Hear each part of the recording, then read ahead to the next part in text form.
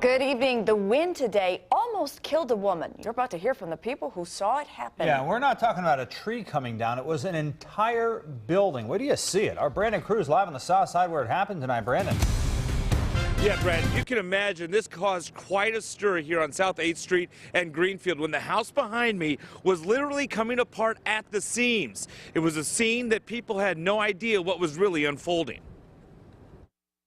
I heard a noise. It's a little crackle. And it sounded like the back, like this house was falling apart. And then we looked around and the whole thing was just like... Sounded like destruction. Tracy Vanderpool was folding laundry around 1 o'clock Friday when a loud noise caught her attention. I look out the window and that's when I saw these things just choom. Mario Martinez was nearby at the same moment. Next thing you know, bam, things are going down. A building that has stood for 119 years was in the process of being demolished when Mother Nature decided to help speed things up for the building's owner, Mark Lean.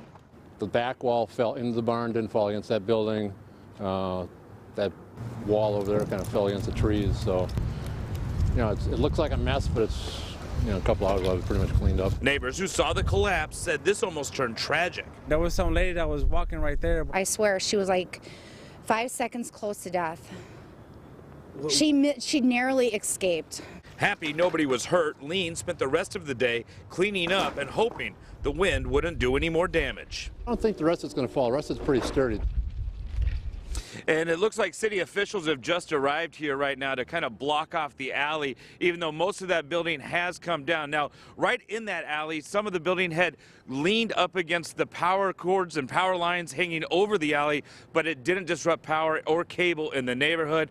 And as we said, this is an old building. It was built in 1893, and it was a livery stable for the Milwaukee Fire Department in the late 1890s. Reporting live in Milwaukee, Brandon Cruz, Fox 6 News. All right. Thank you, Brandon. And the wind also